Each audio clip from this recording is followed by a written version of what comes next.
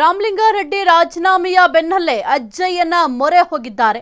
ಆರಾಧ್ಯ ದೈವ ಅಜ್ಜಯ್ಯನ ಮೊರೆ ಹೋದ ಸಿಎಂ ಡಿಕೆ ಶಿವಕುಮಾರ್ ಅವರು ಸದ್ಯಕ್ಕೆ ರಾಮಲಿಂಗಾರೆಡ್ಡಿ ಅವರು ಏನು ರಾಜೀನಾಮೆಯನ್ನ ಕೊಟ್ಟಿದ್ದಾರೆ. ಈ ಒಂದು ವಿಚಾರಕ್ಕೆ ಈಗ ಸಂಬಂಧಪಟ್ಟಂತೆ ಬಹುದೊಡ್ಡ ತಲೆಬಿಸಿ ಆಗಿದೆ ಡಿಕೆ ಶಿವಕುಮಾರ್ ಅವರಿಗೆ. ಹಾಗಾಗಿ ಆರಾಧ್ಯ ದೈವ ಅಜ್ಜಯ್ಯನ ಮೊರೆ ಹೋಗಿದ್ದಾರೆ CM DK Shivakumar. CM DK Shivakumar Tumakuru ಪ್ರವಾಸ. ಇಂದು ಕಾಡಸಿದ್ದೇಶ್ವರ ಮಠದಲ್ಲಿ ವಿಶೇಷ ಪೂಜೆ ಸಲ್ಲಿಕೆ. ಮಧ್ಯಾಹ್ನ 1 ಗಂಟೆಗೆ ಬೆಂಗಳೂರಿನಿಂದ ಹೊರಡಲಿರುವ ಸಿಎಂ ಡಿಕೆ ಶಿವಕುಮಾರ್ ನೊಣವಿನಕೆರೆಯ ಕಾಡಸಿದ್ದೇಶ್ವರ ಮಠದಲ್ಲಿ ವಿಶೇಷ ಪೂಜೆ. ಸರ್ಕಾರದಲ್ಲಿ ಸಂಘರ್ಷ ಕಡಿಮೆಯಾಗುವಂತೆ ಅಜ್ಜಯ್ಯನ ಮೊರೆ. ಸಂಜೆ 5 ಗಂಟೆಯಿಂದ ರಾತ್ರಿ 8 ಗಂಟೆಯವರೆಗೆ ಮಠದಲ್ಲೇ ವಾಸ್ತವ್ಯ. ವಿವಿಧ ಪೂಜಾ ಕೈಂಕರ್ಯ ನೆರವೇರಿಸಲಿರುವಂತಹ ಸಿಎಂ ಡಿಕೆ ಶಿವಕುಮಾರ್ ಅವರು. ಇನ್ನು ರಾಮಲಿಂಗಾರೆಡ್ಡಿ ಅವರು ನಿನ್ನೆ ರಾಜೀನಾಮೆಯನ್ನ ಸಲ್ಲಿಕೆ ಮಾಡಿದ್ದಾರೆ. ಹಾಗಾಗಿ ಈಗ ರಾಮಲಿಂಗಾರೆಡ್ಡಿ ಅವರ ಮನವೊಲಿಕೆ ಮಾಡೋದೇ ಬಹುದೊಡ್ಡ ಸವಾಲಾಗಿದೆ. ಅದರ ಜೊತೆಗೆ ಈ ಒಂದು ಖಾತೆ ಹಂಚಿಕೆ ವಿಚಾರಕ್ಕೆ ಸಂಬಂಧಪಟ್ಟಂತೆ ಕೆಲವೊಂದಿಷ್ಟು ಸಚಿವರಿಗೂ ಕೂಡ, ಅಂದರೆ ಹಿರಿಯ ಸಚಿವರೇನಿದ್ದಾರೆ ಅವ್ರಿಗೂ ಕೂಡ ಸ್ವಲ್ಪ ಅಸಮಾಧಾನ ಕೂಡ ಇದೆ. ಅದರ ಜೊತೆಗೆ 2ನೇ ಒಂದು ಲಿಸ್ಟ್ ಕೂಡ ರೆಡಿ ಮಾಡಬೇಕಾಗಿದೆ. ಅದು ಕೂಡ ಒಂದು ದೊಡ್ಡ ಸವಾಲಾಗಿದೆ. ಸದ್ಯಕ್ಕೆ ಸಾಕಷ್ಟು ಸವಾಲುಗಳಿದ್ದಾವೆ. ಈಗ ಈ ಒಂದು ಏನು ಡಿ ಕೆ ಶಿವಕುಮಾರ್ ಅವರ ಸರ್ಕಾರ ಅಧಿಕಾರಕ್ಕೆ ಬಂದು 3 ದಿನ ಆಗಿದೆ. 3 ದಿನದಲ್ಲೇ ಸಾಕಷ್ಟು ಪವರ್ ಫೈಟ್ ನಡೀತಾ ಇದೆ.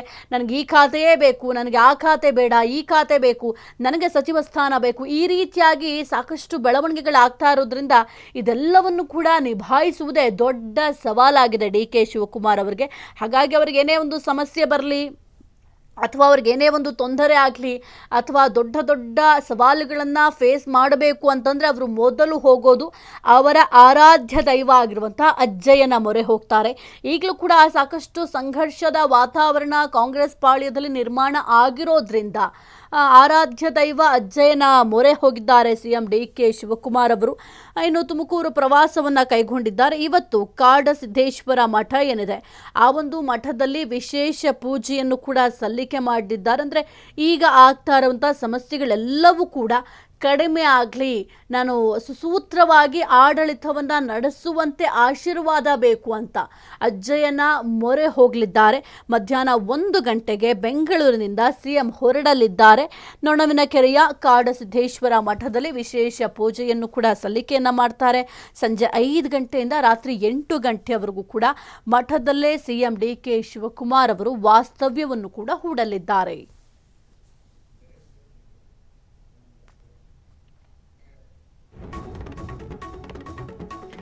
ಬೆಳ್ಳಂಬೆಳಗ್ಗೆ ಸಿಎಂ ನಿವಾಸಕ್ಕೆ ಮಠಾಧೀಶರ ಭೇಟಿ.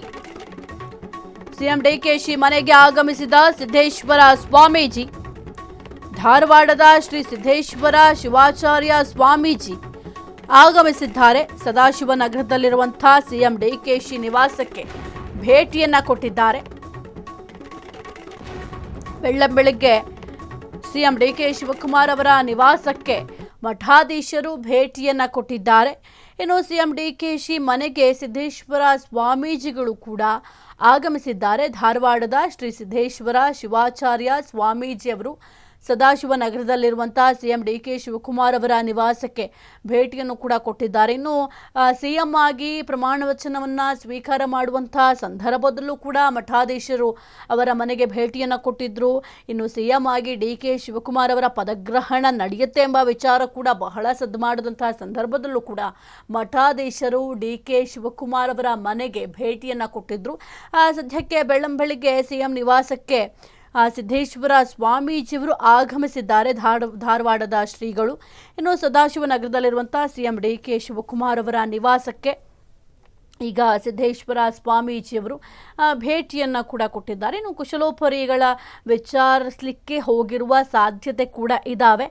ಅದನ್ನು ಹೊರತುಪಡಿಸಿ ಮಠದ ವಿಚಾರಕ್ಕೆ ಸಂಬಂಧಪಟ್ಟಂತೆಯೂ ಕೂಡ ಮಾತನಾಡಬಹುದು. ನೋಡಬೇಕಾಗತ್ತೆ. ಈ ಒಂದು ಭೇಟಿ ಕೂಡ ಬಹಳ ಮಹತ್ವವನ್ನು ಪಡ್ಕೊಂಡಿದೆ.